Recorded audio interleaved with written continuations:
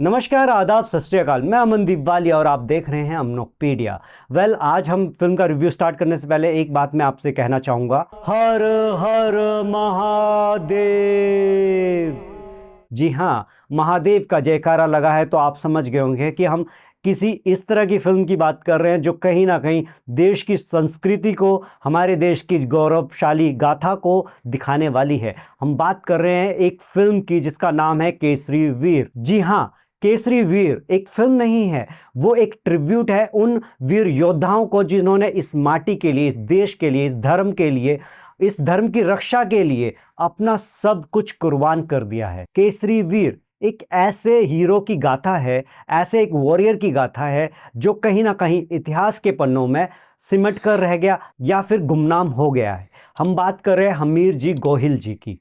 जी हाँ, ये वो एक वीर योद्धा थे जिन्होंने सोमनाथ पर जो पहली बार आक्रमण किया गया था मीर जफर के द्वारा, तुगलक के सेनापति थे जो, उसके लिए उससे जंग लड़ी और अपनी प्राणों की आहुति दे दी या बलिदान दे दिया। अमर बलिदान कह सकते हैं हम। फिल्म की शुरुआत में हम देखते हैं कि एक शानदार एनिमेशन के द्वारा इस फिल्म की पटकथा को दिखाया जाता है, एक नरेटिव दिखाया जाता है कि किस तरह की ये फिल्म होने वाली है, क्या सोमनाथ मंदिर की गरिमा है, क्या हुआ था कि ये मंदिर पहले ज्योतिर्लिंग में काउंट किया जाता है। फिल्म में बताया गया है कि किस तरह से चंद्रदेव जी को एक श्राप मिला था, जिस श्राप से बचने के लिए वो शिव की उपासना करते हैं। सोमनाथ का जहाँ पे मंदिर आज स्थापित है, शिव भगवान ने उनका श्राप तोड़ते हैं और उन्हें वरदान भी देते हैं। तो प्रसन्न होकर चंद्रमा जी ने उस जगह पे सोने का एक मंदिर बनाया था जिसको आज 12 ज्योतिर्लिंगों में सबसे पहला ज्योतिर्लिंग कहा जाता है, जिसे बार बार कई बार लूटा गया। कहते हैं कि 12 बार से भी ज़्यादा उस मंदिर को लूटा गया, पर वो मंदिर फिर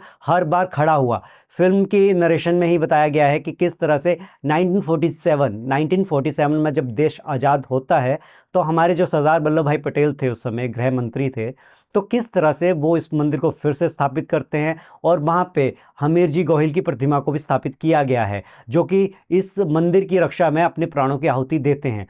तो चलिए बात करते हैं केसरी वीर की। केसरी वीर एक शानदार ट्रिब्यूट है हमारे देश के गुमनाम वीरों को। हमीर जी गोहिल जैसे एक अनसंग वॉरियर की कहानी को बड़े पर्दे पे दिखाना एक बहुत बड़ी चुनौती भी थी और एक इमोशनल और प्राउड मोमेंट भी है देश के लिए। एक वॉरियर जिसका नाम शायद इतिहास के पन्ने भूल गए थे, लेकिन शायद अब नहीं। बात करते हैं केसरी वीर की, तो केसरी वीर स्टार्टिंग में ही एक्शन से स्टार्ट होती है, तो एक्शन इसमें भरपूर आपको देखने को मिलेगा जो कि काफ़ी शानदार है। और इसमें सूरज पंचोली का जो इंट्रोडक्शन होता है वो भी एक एक्शन सीन के द्वारा होता है, जो कि काफ़ी देखने में अच्छा लगता है। जो इस फिल्म की हीरोइन है आकांक्षा शर्मा, उनसे भी मुलाकात उनके ओपनिंग सीन में ही हो जाती है, वहीं इन दोनों का इंट्रोडक्शन हो जाता है। एक सीक्वेंस है कि किस तरह से मुगलों के सैनिक आम जनता पे, हिंदुओं पर अत्याचार कर रहे हैं और उनकी औरतों पे जुल्म कर रहे थे। तो उनकी औरतों को छुड़ाने के लिए वहाँ पे सूरज पंचोली भी आए होते हैं और वहीं पे आकांक्षा शर्मा भी आई होती हैं।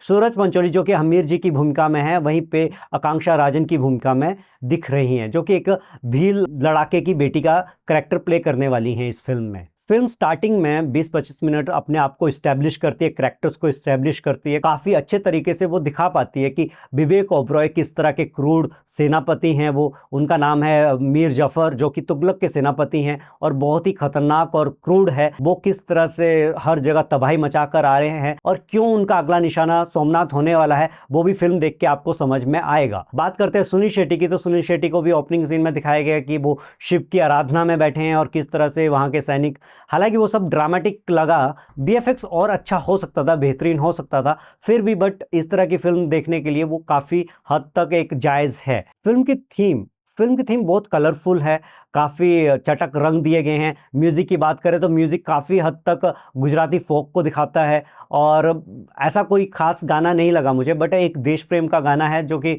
हिट भी हो चुका है और आपको वो अच्छा भी लगेगा सुनने में, जो कि हमीर जी गोहिल की माँ उनको एक लोरी के रूप में सुनाती है फिल्म के अंदर। आप फिल्म देखेंगे तो आपको वो सुनने को मिलेगा। हालांकि मैं फिल्म की पूरी कहानी यहाँ पे आपको रिवील नहीं करना चाहूँगा, मैं चाहूँगा कि आप थिएटर में जाएँ।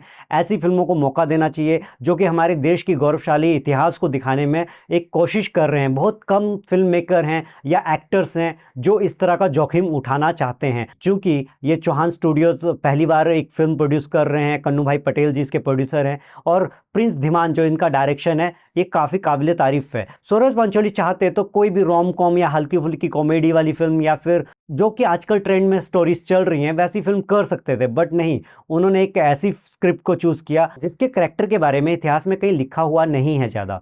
हमीर जी गोहिल कैसे दिखते थे, क्या थे और किस तरह से उन्होंने फाइट किया, ये सिर्फ गाथाओं में हमें सुनने को मिलता है, दंत कथाएं कह सकते हैं, उनमें देखने को और सुनने को मिलता है। ये काफ़ी लोग कह रहे हैं कि सूरज पंचोली और अच्छी एक्टिंग कर सकते थे, बेहतर एक्टिंग कर सकते थे, बट मेरे पॉइंट ऑफ व्यू से अगर मैं बात करूं तो उन्होंने उस करैक्टर को जिया है जिसके बारे में इतिहास में ज़्यादा कुछ लिखा गया नहीं है। हमीर जी गोहिल किस तरह के योद्धा थे उसके बारे में सिर्फ दंत कथाएँ हैं, और उसके अनुसार अगर देखा जाए तो उनकी पृष्ठभूमि गुजरात है। तो गुजरात के लोग जो होते हैं बहुत शांत होते हैं, शर्मीले स्वभाव के होते हैं, कम बात करते हैं, और जो उनके अंदर देश प्रेम के लिए जज्बा है वो देखने को मिलता है। तो उस हिसाब से सूरज पंचोली ने हमीर जी गोहिल के करैक्टर को जिया नहीं है बल्कि अमर कर दिया है। उन्होंने इस करैक्टर को बहुत शानदार तरीके से पोर्ट्रे किया है। वो यहाँ इसमें कम बात करते हैं, शाय हैं, बट जज्बात पूरे हैं, इमोशंस है, श्रद्धा उनमें है, महादेव के प्रति जो उनका डिवोशन है वो आपको आखिरी के 15 मिनट में समझ में आएगा, जो फिल्म का बोल सकते हैं क्लाइमैक्स है और आपके रोंगटे खड़े कर देता है। तो इस हिसाब से देखा जाए तो सूरज पंचोली ने इस करैक्टर के साथ पूरा इंसाफ किया हुआ है। सूरज पंचोली जो कि हमीर जी गोहिल की भूमिका में हैं, जो शाय हैं, कम बात कर रहे हैं, बट साथ ही साथ वो एक फियरलेस वॉरियर भी हैं जिसको उन्होंने काफ़ी शानदार तरीके से दिखाया है। और एक्शन की बात करें तो इस फिल्म में आपको भरपूर एक्शन देखने को मिलेगा जो कि काफ़ी रॉ और इंटेंस है, और कहीं ना कहीं वो इस फिल्म में जान भर देता है। केसरी वीर फिल्म पूरी तरह से हमीर जी गोहिल के करैक्टर के इर्द गिर्द घूमती है। तो आप देख पाएंगे कि सूरज पंचोली की आंखों में एक जज्बा है, सीन्स में डेप्थ है, और सबसे खास बात हर सीन में एक वॉरियर वाला ग्रेविटास है जो कि देखने में फेक बिल्कुल नहीं लगता है। केसरी वीर फिल्म के थ्रू सूरज पंचोली ने सिर्फ स्क्रीन पर नहीं आपके दिलों पे कब्जा किया है। केसरी वीर के डायरेक्टर प्रिंस धीमान की भी तारीफ करनी होगी कि उन्होंने सूरज पंचोली से जो हमीर जी गोहिल का करैक्टर प्ले करवाया है उससे ये करैक्टर और भी पावरफुल और रियल लगता है, और ऐसा लगता है कि मानो ये जो योद्धा है हमारे बीच में आज जिंदा हो गया है। फिल्म के कलाकारों की बात करें तो सुनील शेट्टी, आकांक्षा शर्मा और विवेक ओबरॉय सभी ने अपने करैक्टर्स के साथ बहुत अच्छा इंसाफ किया है और बहुत शानदार तरीके से वो दिखे हैं। आकांक्षा शर्मा, उनसे इतनी उम्मीद नहीं थी, बट जिस तरह से उन्होंने काम किया है बहुत ही शानदार तरीके से उन्होंने अभिनय किया है। खासकर उनके एक्सप्रेशंस बहुत ही शानदार हैं, उनकी आंखें बिना बोले ही बहुत कुछ कह जाती हैं शानदार तरीके से। वो भी एक वॉरियर ही हैं और इसमें अभिनय करती हुई दिखाई दी हैं। वहीं अगर सुनील शेट्टी की बात करें तो वो एक भील योद्धा के रूप में दिखे हैं इस फिल्म में, और वो हमीर जी गोहिल की सहायता करते हैं युद्ध लड़ने में। विवेक ओबरॉय एक ऐसा सरप्राइजिंग फैक्टर फिल्म के अंदर है जो देखने में आपको अलाउद्दीन खिलजी का जो करैक्टर प्ले किया था कहीं ना कहीं उसको भूलने के लिए मजबूर कर देगा। बहुत ही शानदार तरीके से उन्होंने मीर जाफर का करैक्टर प्ले किया है। जब जब वो स्क्रीन पे आते हैं फिल्म का टेम्पो बहुत ही राइज हो जाता है, बहुत ही हाइप ले जाती है वो फिल्म। खासकर उनका जो डायलॉग बोलने का अंदाज है वो बहुत ही शानदार लगा मुझे। ये एक ऐसा कलाकार है हमारी इंडस्ट्री में जिसके साथ न्याय हुआ नहीं है, उसको और काम मिलना चाहिए था, बट चलिए जिस तरह से भी वो जो भी काम उनको मिलता है वो अपना 100% देते हैं और हमारे दिलों को जीत के जाते हैं। ओवरऑल फिल्म की बात करें तो इसको किसी और फिल्म के साथ कंपेयर ना करके एक फ्रेश फिल्म की तरह देखने जाएंगे तो आपको सच में आनंद आएगा। किसी तरह का ब्रेन मेकअप करके मत जाइए कि किसी और फिल्म के साथ आप इसको कंपेयर करें। इसको कंपेयर बिल्कुल भी नहीं किया जा सकता है। जैसा कि अलग अलग फिल्मों का अलग अलग बेंचमार्क है, इस फिल्म का एक अपना टेम्पो है, उस टेम्पो पे ये फिल्म चलती है, उस पर रन हो रही है। ये कास्टिंग की बात करें तो इसमें और अच्छी कास्टिंग हो सकती थी, सपोर्टिंग एक्टर्स को लिया जा सकता था जो कि इस फिल्म में स्ट्रेंथ को और डेवलप कर देते थे। स्क्रीन प्ले कहीं ना कहीं वीक है। स्क्रीन प्ले अगर थोड़ा मजबूत होता तो ये फिल्म और शानदार परफॉर्मेंस करती थी। इस तरह की फिल्मों को हमें सपोर्ट करना चाहिए क्योंकि इस तरह की फिल्में हमारे इतिहास को, हमारे वीर योद्धाओं की गाथाओं को, जो कि किसी कारणवश हमें आज पता नहीं है, उनको दिखा पाती हैं। क्योंकि बड़े बड़े जो डायरेक्टर्स, प्रोड्यूसर्स हैं वो कमर्शियली साउंड फिल्मों को प्रोड्यूस करने में बिजी हैं, तो इस तरह की फिल्में कौन करेगा। तो जब कोई ऐसी हिम्मत करता है तो ये हमारा फ़र्ज़ बनता है कि हम इनको सपोर्ट करें, फिल्म को सिनेमाघरों में देखें और ऐसे कलाकारों को प्रोत्साहित करें जिससे ये और बेहतर काम हम तक ला सकेंगे। म्यूज़िक की बात करें तो म्यूज़िक काफ़ी शानदार है, एक स्वीटपन है, एक देसीपन है उसमें। खासकर इसमें एक कैलाश खेर का गाना है जो कि हर हर शंभू एक भजन है, जो आप डेली सुन सकते हैं, काफ़ी शानदार है सुनने में। पर हाँ, कहीं न कहीं ये एक दो सीन में ये ज़्यादा म्यूज़िक लगता है, जो नहीं होता तो चलता था जो गाना है। ऐसा कोई गाना नहीं है जिसे आप मेमोराइज़ कर पाएँ और फ़िल्म को देख के आएँगे तो याद करें, सिवाय एक लोरी के जो कि उनकी माँ हमीरजी गोहिल को सुनाती हैं। वो एक बहुत शानदार इसमें एस्पेक्ट है। ओवरऑल फ़िल्म में सभी लोगों ने बहुत मेहनत की है, बहुत शानदार तरीके से इसको दिखाया गया है। वीएफएक्स थोड़े से वीक हैं और बेहतर हो सकते थे। वीएफएक्स की बात करें तो वीएफएक्स बहुत शानदार हो सकते थे और अच्छे हो सकते थे, बट स्टोरी नैरेटिव के हिसाब से देखा जाए तो इट्स इनफ, जो कि एक स्टोरी डिलीवर करने के लिए काफ़ी है। उस हिसाब से मेकर्स ने एक स्मार्ट मूव किया है, बजट को बचाया है वहाँ पे, और हमारे तक वो कहानी को डिलीवर करने में कामयाब हुए हैं। फ़िल्म जैसे कि मैंने बताया कि स्क्रीन प्ले थोड़ा सा टाइट होता तो हम वो बोरियत फील नहीं करते जो बीच बीच में आती है। ओवरऑल मैं इस फिल्म को 4 आउट ऑफ 5 स्टार्स देना चाहूँगा, क्योंकि ये फिल्म जज्बा लेके आई है, एक हिम्मत लेके आई है, और कहीं ना कहीं बोल सकते हैं कि एक सिनेमा का एक सूरज राइज हुआ है। सूरज पंचोली 2.0 अभी आ चुके हैं इंडस्ट्री में।